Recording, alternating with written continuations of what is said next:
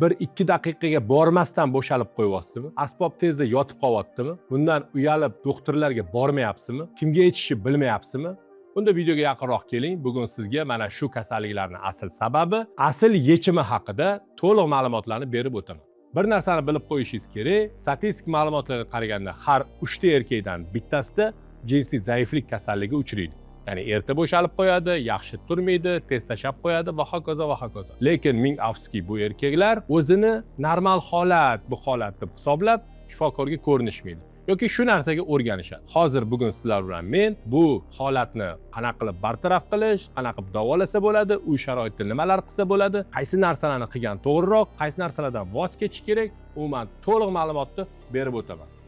Ko'pincha qabulimga kelgan erkaklar 100% kechikib kelishadi. Menga aytishadi, Azmiddin aka, men uyalardim, aytolmasdim, men buni normal deb o'ylardim, ayolim qoniqmayotganidan bilib qoldim va hokazo va hokazo. Nima bo'ladi deb so'rasak, tez bo'shalib qolaman, tez tashlab qo'yaman, men xohlagandek, ayolim xohlagandek bo'lmayapti. Bunaqa holatda o'zingizga bir necha muammolarni olib kelasiz. Birinchisi, o'zingizga bo'lgan ishonchingiz tushib ketadi. Yoki siz jinsiy aloqaga tez tashlab qo'yaman deb kirishasiz, rostdan ham xuddi shunaqa bo'ladi. Ikkinchi holatda siz o'zingizda ayol bilan munosabatni buzilishiga olib kelasiz. Ya'ni kim siz ayol bilan yaxshi munosabat qilmaganingizdan keyin kelgan urush janjal bo'ladi va hokazo aybundan olmoqchi bo'lasiz va vaqt o'tishi bilan u sizga muammoingizni tushuntiradi va hokazo bu narsa sizga yoqmaydi, ayol bilan munosabatingiz buziladi.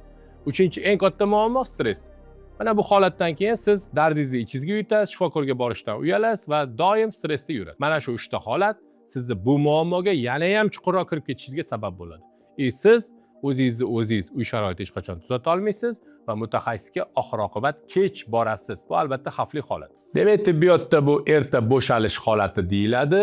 Ya'ni erkak kishi o'ziga bo'ysunmagan holatda, o'zi xohlamagan holatda erta bo'shalib qo'yadi. Bu holat erkak kishida 1-2 daqiqaga bormasdan bo'ladi. Bu holat erkak kishi buni boshqara olmasdan holatda bo'ladi. Bu jinsiy aloqani boshqara olmaydi va bu holatda erkak kishi o'zi ham, ayoli ham hech qanaqa rag'bat olmaydi.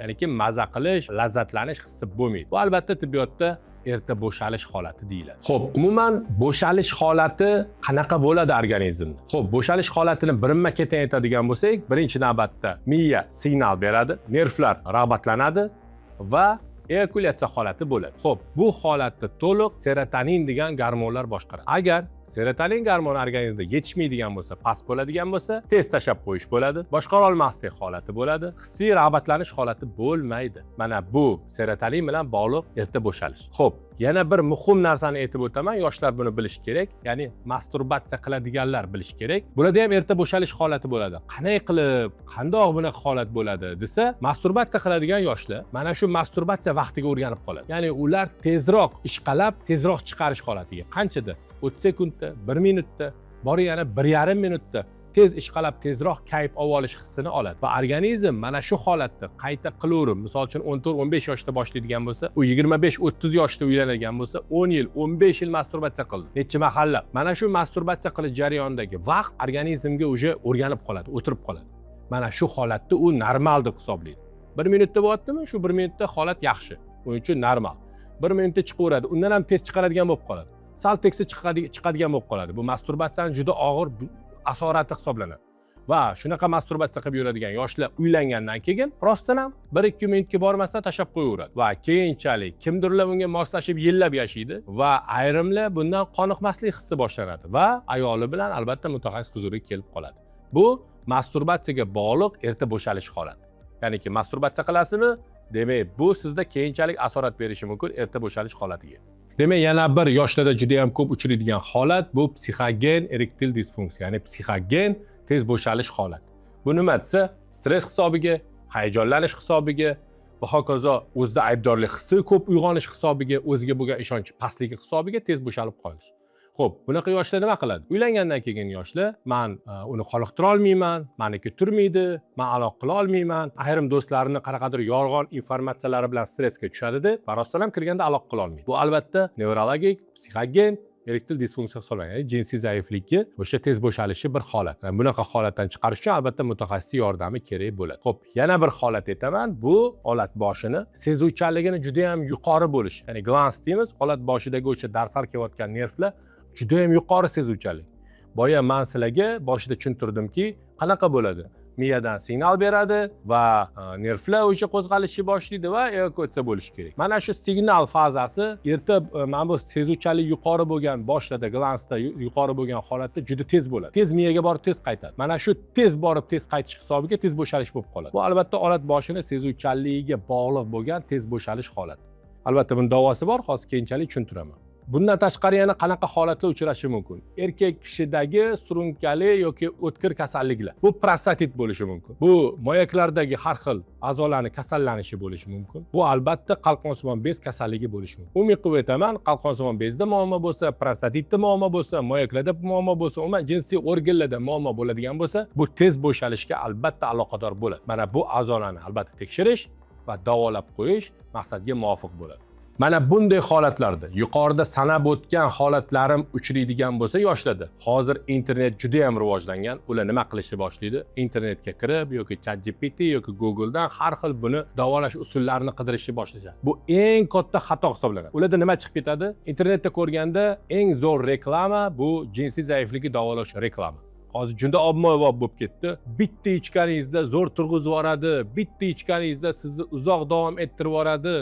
Bitta ichganingizda zo'r bo'lib ketadi degan qandaydir ilohiy dorilarni reklamasi. Do'stlar, ishoning, hech qanaqa ilohiy dori yo'qki, jinsiy aloqani doimiy tuzatib qo'yadigan. Da bo'lishi mumkin Viagra yoki sildenafil tarkibli shunga o'xshash dorilar yoki tadalafil tarkibli yoki dapaxtep. To'g'risi, mana bu sildenafil tarkibli dorilar sizni vaqtinchalik yordam berishi mumkin sizga. Ya'ni bir ichganingizda aloqangiz yaxshi bo'lishi mumkin, lekin keyinchalik bu dorilar sizga umuman yordam bermaydigan. Bu holatni yana ham og'irlashtiradigan holatga olib keladi.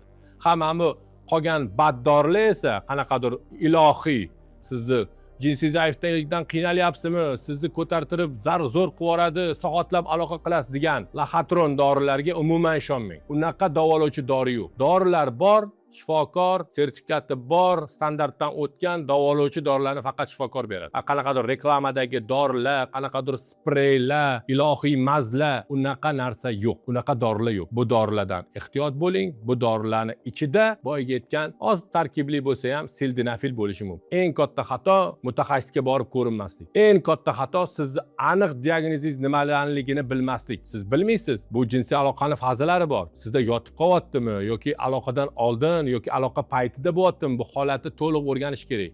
Nima hisobiga, nima sababdan bo'lyapti? Ana shunga qarab davolash metodlari bo'ladi. Xo'p, uy sharoitida nimalar qilsak bo'ladi? Birinchi eng oddiy usulini o'rgataman, bu start-stop usuli.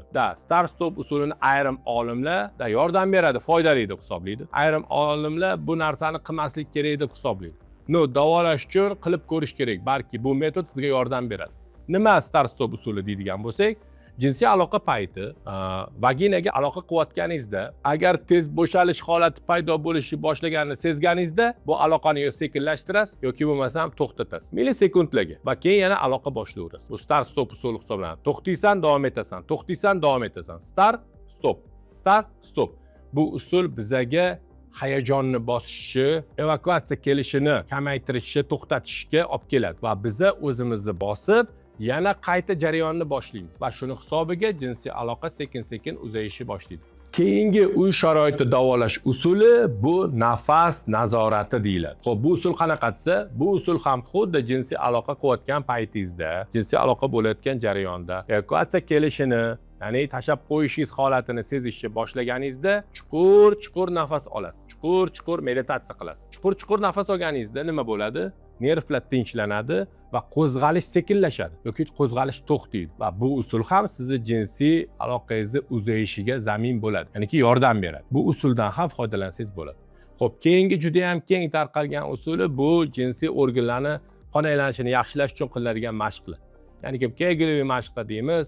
Yaxshi qon keladigan bo'lsa, yaxshi qon aylanadigan bo'lsa, o'sha jinsiy organ atrofidagi oyoq mushaklarini, bel mushaklarini, chanoq mushaklarini ishlatadigan bo'lsak, mana bu mushaklar qarishi yaxshi bo'lib, qon yaxshi kelib, yaxshi turishiga va jinsiy aloqani qisman uzayishiga sabab bo'ladi. Bu ham albatta foydali. Agar bu holatlar sizga yordam bermaydigan bo'lsa, unda albatta shifokor huzuridan o'tishingiz va diagnoz qo'ydirishingiz va davolashingiz kerak bo'ladi. Ko'pchilik aytishi mumkin, Azmiddin aka, bu kasallikni onlayn orqali davolasak ham bo'ladimi? Biz uzoqda turamiz, bora olmaymiz, offlayn konsultatsiya ola olmaymiz deydigan bemorlarimizga albatta sizni muammolaringizni to'liq o'rganib, agar onlayn orqali yordam beradigan daraja bo'ladigan bo'lsa, sizga yordam beramiz. Onlayn davolash ishlari to'liqligicha analizlarni o'zingiz joyingizda topshirasiz va bizga yuborasiz va biz buni standart yo'llar orqali va preventiv yo'nalishda davolab, albatta samarali ishlar bilan sizlarga yordam beramiz. Xo'p, bu usulda ham juda ham ko'p bemorlarimiz davolanib ketishgan. Agar sizga videomiz yoqqan bo'lsa, albatta like tugmasini bosib qo'ying, saqrang qilib qo'ying. Bu sizga juda ham foydali bo'ladi, kelajakda kerak bo'lishi mumkin va mana bunday muammosi bor do'stlaringizga yuborib qo'ying.